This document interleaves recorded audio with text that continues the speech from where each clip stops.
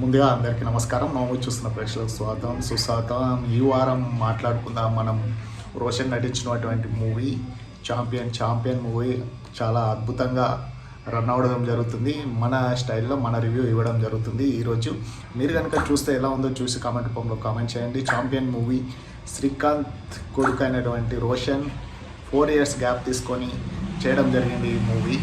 అంతలా ఏముందో ఈ విశేషాలు మనం మన నవ్ మూవీస్ రివ్యూలో మనం తెలుసుకుందాం, చూస్తాం. మీరు కనుక కొత్తగా వచ్చినట్టయితే ఈ ఛానల్ లైక్ చేయండి, షేర్ చేయండి, కొంచెం సపోర్ట్ చేయండి. మళ్ళీ అడుగుతున్నాను, కొంచెం సపోర్ట్ చేయండి, ఒక సబ్స్క్రైబ్ చేయండి, ఒక లైక్ చేయండి. ఇలాంటి మీరు ఎంకరేజ్మెంట్ ఇవ్వడం ద్వారా మరిన్ని మూవీ రివ్యూస్ చేయడం జరుగుతుంది నవ్ మూవీస్లో. ఓకే, ముందుగా వస్తే కొంచెం లైక్, షేర్, సబ్స్క్రైబ్ తప్పక చేయండి. ఎండ్ వరకు చూడండి. ఇలాంటి మంచి మూవీ రివ్యూస్ కోసం నా ఛానల్ని ఇప్పుడే సబ్స్క్రైబ్ చేయండి. అయితే ఇక మూవీ విశేషాలకు వస్తే, ఈ చిత్రం ఛాంపియన్ రోషన్, అనర్స్వాల్ రాజన్, సంతోష్ ప్రతాప్, అవంతిక కృతి, కంజ్ సింగ్ రాథోడ్, హైపర్ ఆది, సంగీతం మిక్కీ జయమర్, ఎడిటర్ కోటగిరి వెంకటేశ్వరరావు చేయడం జరిగింది. ప్రియాంక దత్ అనేది నిర్మాత అండి. ఇక కథ మాటలు స్క్రీన్ ప్లేకి వచ్చేసే ప్రదీప్ అద్వైతం. ఇక ఈ ఏడాది చివరిలో అందరినీ దృష్టిని ఆకర్షించినటువంటి మూవీ వచ్చేసి ఇది ఛాంపియన్ అండి. ఇక మహానటి సీతారామం లాంటి విజయాల స్వప్నదత్ నిర్మించారు, మనకు తెలిసిన విషయమే. ఏంటంటే ఈ కథ వచ్చేసి మూవీ 1947 ఆగస్టు 15న మన దేశానికి స్వాతంత్రం వచ్చినప్పటి నుంచి హైదరాబాద్లో నిజాం నిరంకుశ పాలన మునిగిపోతున్న రోజులవి. ఇక రజాకారుల దౌర్జన్యాలకు తెలంగాణ పల్లెటిని చిగురాగొట్టులో వణికిపోతుండగా బైరాన్పల్లి లాంటి కొన్ని ఊళ్ళు మాత్రం విరోచితంగా పోరాడుతూ అందరిలో స్వాతంత్రకాంక్షను రగిలించే ప్రయత్నాలు చేస్తుంటాయి. అదే సమయంలో సికింద్రాబాద్ చెందిన ఆంగ్లో ఇండియన్ అయినటువంటి మన కుర్రాడు మైకేల్, అతనికి ఫుట్బాల్ అంటే చాలా ఇష్టం ఉంటుంది. తన ప్రతిభతో ఇంగ్లాండ్ వెళ్ళి మ్యాచ్ గెలవాలని అనుకుంటాడు. కానీ మైకేల్ యొక్క తండ్రి కారణం నేపథ్యంగా ఆ దేశానికి వెళ్ళడానికి ఉండదు.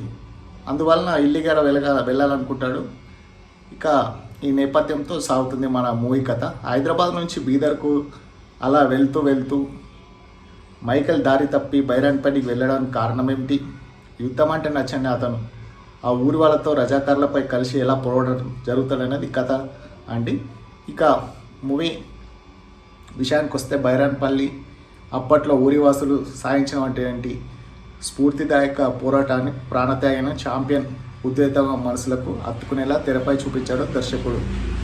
ఇంకా విప్లవం, పోరాటం నేపథ్యాలతో ముడిపడిన అత్యంత మంచి భావోద్వాలతో ఈ డ్రామా నడవడం జరుగుతుంది. హైదరాబాద్ సంస్థానాన్ని దేశంలో విలీనం చేసినందుకు మొదలు చేసే ప్రయత్నంలో ఆసక్తికరంగా ఉంటుంది సినిమా. అంటే నిజాం నిరంకుశ పాలనను అక్కడక్కడ చూపించడం జరుగుతుంది. ముఖ్యంగా రజాకారుల శత్రువులుగా మారడం, ఈ క్రమంలో వచ్చే విరామం సన్నివేశాలతో ద్వితీయార్థంపై మనకు మంచి అంచనాలే ఉన్నాయి. ఇక చకచక పరుగులు పెట్టించే ప్రయత్నం చేశాడు మన దర్శకుడు. బలమైన డ్రామా పండించడానికి కొన్ని ఎపిసోడులు ఆరంభంలో కథను సాధిస్తున్నట్లు అనిపించినప్పటికీ రజాకారులు అసలు పోరాటం మొదలైనప్పటికీ కీలకంగా నిలిచాయి. యుద్ధమే వద్దనుకుంటాడు మన హీరో.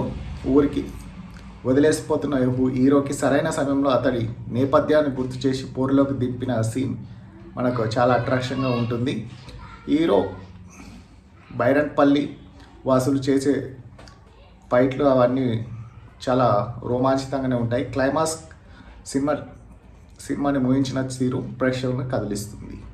ఇక ఇందులో మనం చెప్పదలసింది ఏంటంటే, ముఖ్యంగా సినిమాకి హైలైట్ ఏంటంటే రోషన్ యొక్క నటన, కథలోని బలమైన డ్రామా, ఇక సెకండ్ హాఫ్లో వచ్చే పతాక ఘట్టాలు ఉంటాయండి. ఇక మనకు ఈ సినిమాలో కొన్ని నెగిటివ్స్ కూడా ఉన్నాయి. ఊహలకు అందేలా సాగే కథనం ఉంటుందండి, కొన్ని సాధిత సన్నివేశాలు ఉంటాయి. ఇక ఛాంపియన్ చాలా ఆడియన్స్ మనసుని దోచుకుంది. మీరు కనుక ఈ మూవీ చూస్తే కామెంట్ రూపంలో కామెంట్ చేయండి ఎలా ఉందో. ఈ రివ్యూ అనేది ఎవరు ఉద్దేశించింది కాదు. ఇలాంటి రివ్యూస్ కనుక రావాలనుకుంటే ఇప్పుడే ముందుగా సబ్స్క్రైబ్ చేయండి, లైక్, షేర్, కామెంట్ చేయండి. గమనిక, ఈ రివ్యూ అనేది ఎవరు ఉద్దేశించింది కాదు, గుర్తుపెట్టుకోగలరు. ఒక్కసారి సబ్స్క్రైబ్ చేయండి. మళ్ళీ అడుగుతున్నాను, సబ్స్క్రైబ్ చేయండి. Thank you.